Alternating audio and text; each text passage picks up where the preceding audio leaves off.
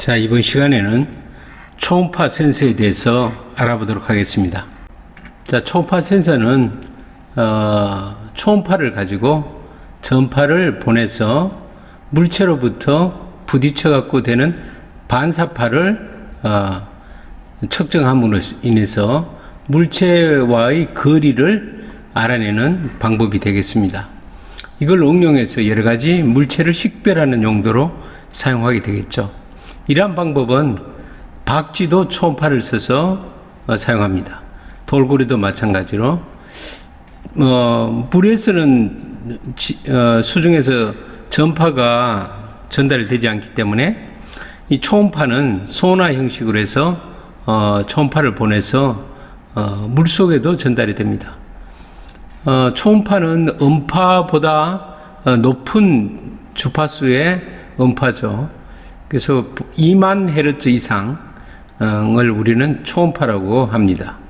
우리 귀로 들을 수 있는 것은 보통 2만 헤르츠 미만이죠. 악기 같은 경우는 한 16,000 헤르츠까지 이 소리가 납니다. 자, 그러면 이 초음파 가지고 이제 거리를 측정하는데, 거리를 측정하는 방법은 우리가 번개가 쳤을 때 번개가 친 위치를 파악하는 방법하고 동일합니다. 자, 번개가 번쩍하게 되면 거의 동시에 우리 눈으로 알 수 있겠죠. 왜냐하면 빛의 속도는 30만 킬로미터니까 바로 도달하게 됩니다. 반면에 천둥의 소리는 초당 330m에서 340m 정도 속도로 이제 오게 됩니다. 오게 되면 여기서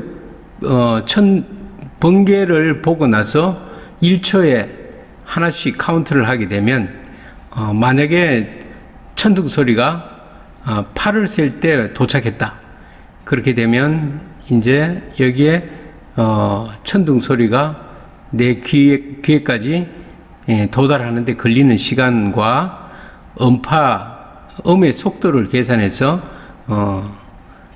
천둥 친 위치를 알 수 있겠죠. 예를 들어서 8초라면 8 곱하기 330 해서 한 2.7km 정도의 거리에서 천둥이 쳤구나, 이렇게 알 수 있습니다. 마찬가지로 초음파도 똑같은 방법으로 하게 됩니다.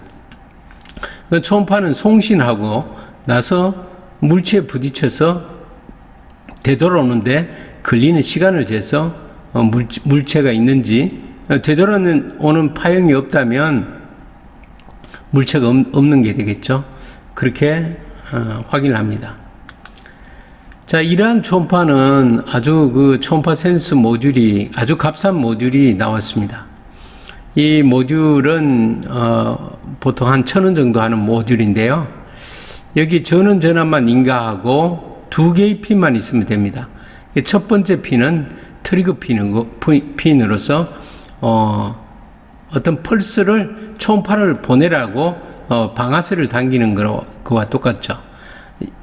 여기서 이제 우리가 10 마이크로세컨드 동안 유지시켜서 1을 보내주고 다시 제로로 해서 이렇게 트리거를 보내주게 되면 이 센서가 알아서 8사이클의 소닉 버스트를 보내게 됩니다.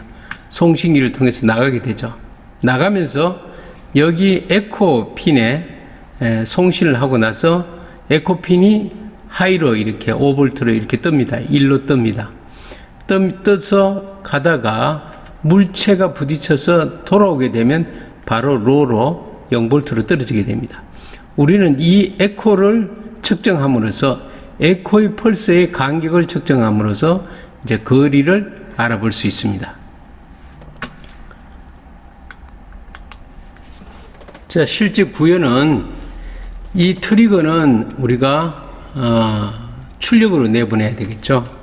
이 트리거는 출력으로 보내야 됩니다. 자, 여기 트리거는 우리가 이제 출력 핀으로 사용해야 되겠죠. 출력 핀으로 사용해야 됩니다. 그래서 10 마이크로세컨드 동안에 출력을 내보내고, 에코는 이제 입력으로 사용해야 됩니다. 입력으로 받아서 우리가 이 부분에 대한 시간을 잽니다. 여기서 이 이 시간을 재서 이 시간 타임으로 이 시간을 잽니다. 이렇게 시간을 재기 위해서는 정확한 시간을 우리가 알기 위해서는 이쪽 부분에서 인터럽트를 받아야 되겠죠. 하드웨어 인터럽트를 받아야 됩니다. 여기서는 이제 떨어지는 지점 폴링 엣지에서 인터럽트를 받아야 됩니다. 그래서 이 입력 핀은 인터럽트가 가능한 핀을 써야 되겠죠. 인터럽트 핀을 써야 됩니다. 인터럽트가 가능한 핀을 우리가 이용해서 해야 됩니다. 예를 들어서 이제 아트메가 128 같은 경우는 외부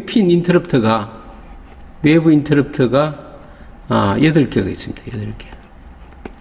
8개 핀이 있는데 이거는 포트 D0부터 포트 D 3번까지 그리고 이 포트에 4부터 포트 2에 7번까지 이렇게 4개 있습니다. 이 4개 핀 중에 골라야 되겠죠. 이 출력 같은 경우는 출력 핀은 어떤 핀을 써도 상관없습니다. 여기에 아트메가 같은 경우는 53개 핀 중에 어떤 핀이든지 상관없고 단지 에코는 인터럽트를 쓰기 위해서는 외부 인터럽트 핀을 사용해야 됩니다. 외부 인터럽트가 지원되는 이 핀들은 바로 이제 여기 보시면 PE 여기 보면 있죠. PE 핀은 요건 외부 인터럽트가 가능합니다. P4 있죠. 이건 인터럽트가 7번 가능하죠. T도 마찬가지로 가능해요. 여기서 보면 인터럽트 0부터 3까지가 있죠. 그래서 그런 차원으로 보면 여기 핀이 에코가 4번이군요. 에코가 3번 에코를 P4에 쓴 거는 아주 잘한 거죠. P4에 인터럽트니까 인터럽트를 쓰고 여기에 이제 트리거는 사실은 어떤 핀에 써도 됩니다. 인터럽트가 아까우면 인터럽트가 안 되는 이런 핀에다 연결하면 되겠죠. P0 이런 데다 연결하면 좋습니다. 왜냐하면 이게 트리거 출력을 인터럽트로 쓰게 되면 조금 아깝죠. 이 많은 핀 중에 익스터널 외부에서 인터럽트를 걸 수 있는 핀은 8개밖에 없는데 아무거나 낭비하기는 아까우니까 이렇게 바꿔서 연결하게 되면 됩니다. 물론 이제 VCC 연결하면 되겠죠.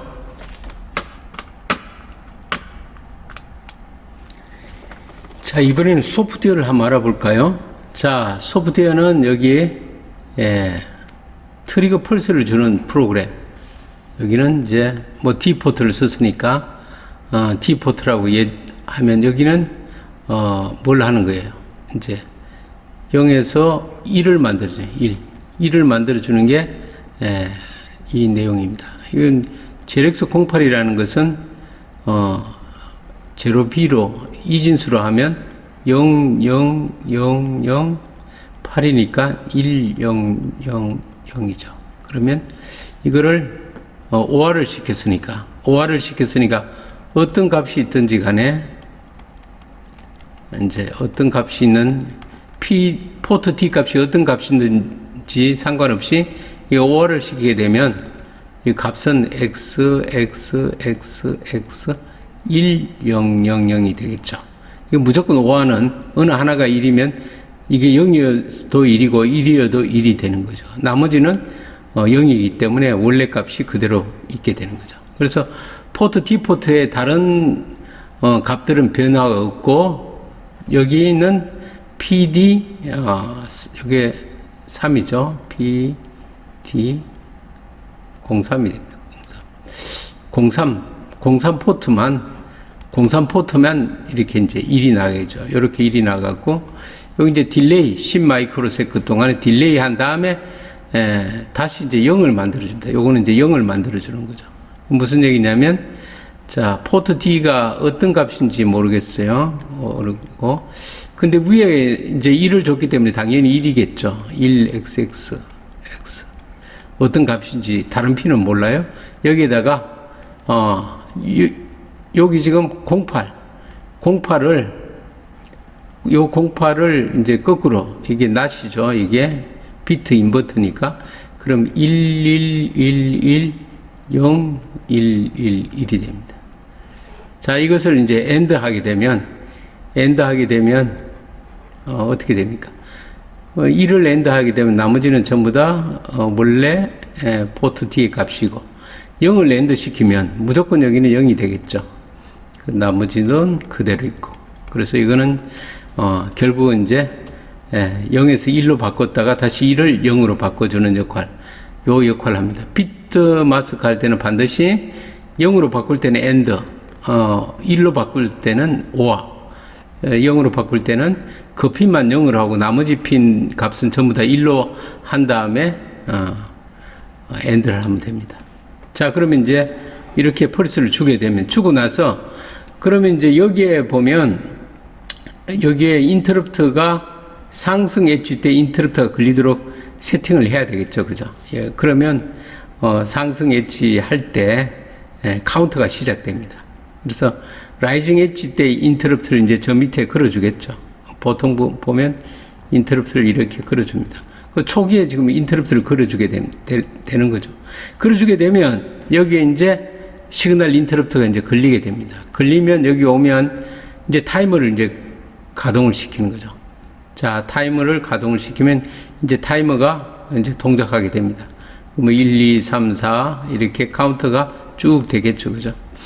이 카운트가 되고 난 뒤에 어떻게 하냐면 여기에 인터럽트를 폴링 엣지 때 걸리도록 이렇게 인터럽트를 걸어줍니다. 익스터널 인터럽트가 폴링 엣지 때 되도록 이제 세팅 값은 익스터널 인터럽트 컨트롤 레지스터 P를 이렇게 어떤 값을 주면 이렇게 되겠죠. 이거는 매뉴얼 찾아보면 됩니다.